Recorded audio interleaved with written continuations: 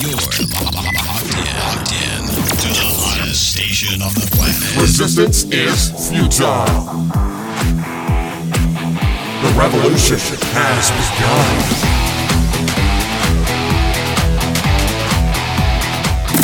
You're listening to Rebelpreneur Radio, helping you break the rules and build the business you need for the life you want. And now, broadcasting his pirate signal from somewhere beyond the status quo, here's your host, best-selling author, marketing and media strategist, Ralph Brogden. Hello and welcome to Rebelpreneur Radio. It's the show that helps you build the business you need so you can live the life you want. I'm Ralph Brogden. If you want to be a successful entrepreneur, what is the number one thing that you need? Now, some people will say money, and other people will say a marketing plan, but there's another M in there that's more important than money, and it's more important than marketing, and that is your mindset. If you don't have the right mindset, it doesn't matter how much money you have or how great your marketing strategy is, you will self-sabotage every single time without the right mindset. Today's guest is going to tell us the number one thing concerning our mindset that we need to pay attention to. I'm speaking with Erika Laszlo. She is a transformational teacher, a mentor, a communication trainer, and author. Erika has empowered and changed the lives of thousands of clients and students from 25 countries and from 5 continents through workshops and transformational training. She created the number one integrated and intuitive licensed coaching system of all time called Superconscious Self-Coaching. So Erika Laszlo, welcome to Rebelpreneur Radio. Welcome, and thank you very much for inviting me, Ralph. It's a real pleasure to have you. So you are going to teach us the number one thing that we have to deal with when it concerns, as it concerns our mindset. What would that be? What's the number one thing we need to keep in mind? Well, the number one thing, I think that's the most important thing, that whenever we want to start anything, it doesn't even need to be just a company. Okay, let me put it that way. So it can be anything when we want to start something, that we have to have an open mindset without the negativity. So basically, the biggest problem, what I see with my clients, for example, is that most of the people have very limiting belief systems about themselves, about the market itself, that there are competition. They can't just start anything new because there are already others who are doing something similar what they want to start. Or they are limiting themselves with things like, I'm not good enough. And that's a big one. That's definitely a very big one. So it's not the competition. It's not the marketplace. It's the way you see the competition, the way you see the marketplace, and specifically those limiting belief systems that you created in your mind about what reality is. And it's really not a reality, is it? Oh, yeah, absolutely. It's not a real reality, but it can be a reality for us if we think it. Does it make sense? That makes a lot of sense. Absolutely. Yeah. You are a transformational teacher and mentor. Tell us a little bit about your life. How did you get started down this path of helping other people with transformational training and with your superconscious self-coaching? Well, actually, it was started with my son, who was at that time 5 years old. He's now a grown-up, and it was in the early 90s in Hungary. So at that time, we didn't have Google, and we didn't have anything, where we could just go and ask questions or help, or we didn't have enough possibilities, basically. And he was diagnosed with lactose intolerance. And I just said, that I just can't imagine that in the doorstep of the 21st century, somebody cannot be cured, because that was what I was told at that time, cannot be cured from such a thing as lactose intolerance. So it's not a big thing, or at least this is how I thought at that time. So basically, this is what led me to different alternative healing methods. what I tried first on myself and then on my son. So whatever can help him, I was totally open to alternative things. I was not open to medication because I didn't want to medicate to a 5-year-old. He was very small.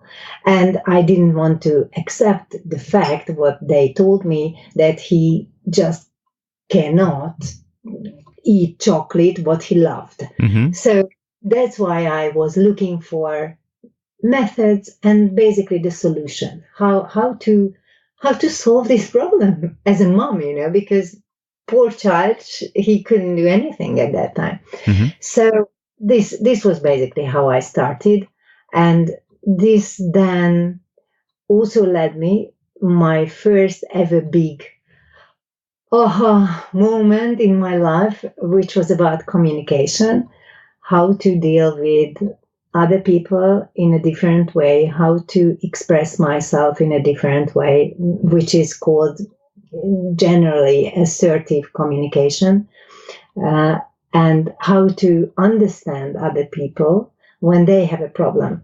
So that was basically my first big training when I started. And then later on, I learned so many other things, also sort of like esoteric or spiritual things. I also learned a spiritual method which came or comes from the US, spiritual response therapy, and I was at that organization for 13 years. I was also an international master teacher there and the vice president of that organization. And then basically came the time when I just realized that, well, yeah, I need to do my own thing. And for that time, I already put together my new coaching system, Super Conscious Self-Coaching. And I just resigned from my positions, from the international master teaching and also from the vice president position. And then I started with my husband actually to spread this knowledge, what I put together, into the world, to change lives actually, to show people that it can be happier, it can be more harmonious, and that we can live in a better world. That's definitely in my mind. I would like to see a better world around me. Absolutely. So tell us about super conscious self-coaching, and who do you work with? Who do you help, and who would be your ideal prospects that would benefit from your method? Well, as I just mentioned, that I also have a spiritual background, which was not religious, but it was a method that we worked with our soul. I do have this belief, which helps me actually to feel better, that we have this life, but this life is not the last one. Most probably is not the only or the first one either. And that's why I say that super conscious self-coaching is for those people who are also open to certain facts like this. And if they can accept that there can be something more what we can see in the world. And super conscious self-coaching is very rational in that sense, because with the spiritual method, what I was practicing for so long, I realized that many people just not open to these kind of things. They don't believe in it. It's too much for them, and it's too hokey pokey voodoo things, sort of thing. Right. And that's why I just realized that I think I can make something which is sort of rational, in which I can integrate Western science with Eastern wisdom in a way that it can be understood by anyone, basically, who is just open to that there is more than just rational things in the world. Yeah, very interesting. So with the people that you're working with, And I want to circle back around to this idea of limiting beliefs and see how that applies to business people. Are we creating something in our own head that becomes real? And so to us, it actually does limit us, even though it's imaginary. It's in our mind. But our mind, it's like the movie, The Matrix. Your mind makes it real. So it's not real until you believe it's real, and then your mind makes it real, and we create all of these obstacles and all of these reasons why we can't be successful or we can't be happy or healthy. Is that the reason why the limiting belief system is the biggest thing that we have to deal with in our mindset? Yeah, I think so. You are just saying it so correctly. And I think, yes, this is the biggest thing. Therefore, in my system, for example, we have 14 charts just for limiting beliefs, so that we can find the actual limiting belief that is limiting the person at a certain point in their life, or maybe in their company, in their business. So what sort of people come to me? Because that's also you asked, and then I didn't answer. Sorry. So basically, I would say that people with low self-esteem. I also have that's the other part of my client base. Business leaders, entrepreneurs who are already started their business. They are doing it, and then there is something in the business what they don't understand, because they think they do everything and still it stagnates. And then they come and we just check and look at my charts and try to figure out what's going on in their mindset, and especially with their limiting belief system. According to my experience, and that's also, I think, the biggest thing, that we don't even know that we have limiting beliefs. What came through the generations, so from our family, and we sort of inherited it. And it's already proven by science that it happens. Yes, it happens. And even genes can be changed because of the environment. So if we are in a bad environment where we only hear from the parents that you are bad, you are not successful, you can't do it, you are doing absolutely wrong. If we learn it from a very early age that this is how we are, then as adults, it is very difficult to get rid of it, or it's very difficult to even know that this is the problem in our life. Right. Or this causes the issue, that's why I can't start something, or that's why I can't finish something, for example. That's also an issue for many people, that they start it, but they never finish it. So I think the most important thing is to first know that, yes, there are limiting beliefs, what we don't even know about. So that's a big, big thing, that there are limiting beliefs in our system, in our genes, or in our cells, that they are there and working, and we just don't know that they are there and working. It's like, the unconscious and subconscious programs, what we don't know about. We just don't know how many times we breathe in the last minute, because it's subconscious. We don't need to deal with it. Right. The same way limiting belief system work, that we don't know about it, and still they are there, they are working, and they absolutely create our life. You used an example a few minutes ago about someone who believes that they are not good enough. Yes. And so that's a great example of a limiting self-belief. If someone's listening to this and they resonate with this and they say, yeah, and and you probably have a whole list of limiting beliefs. But let's just take that one. If someone is struggling with a limiting belief, for example, that they're not good enough, what would be some things they can begin to do right now to start to turn that around in their head? Well, if that's the limiting belief what they have, I have a method for that to change. That's called the DEMERT method. It's DEMERT method, and this is my method. This is what I created. Oh my goodness, so many years ago. I don't even remember. So the way how we work with the limiting belief is this, that there is what I think about myself. I'm not good enough. This is definitely negative, and what I want to believe is I'm good enough, isn't it? So I want to believe the exact opposite usually. So I write down the opposite of the negative belief system. I'm good enough.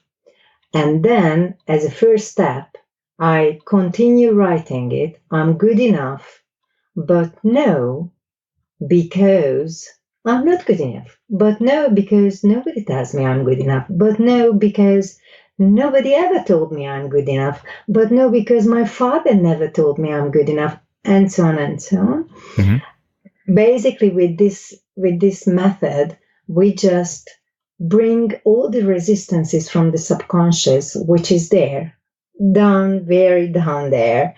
We bring it up to the paper, so to a conscious level, because we will see it. Yeah, it's there on the paper. We write it out.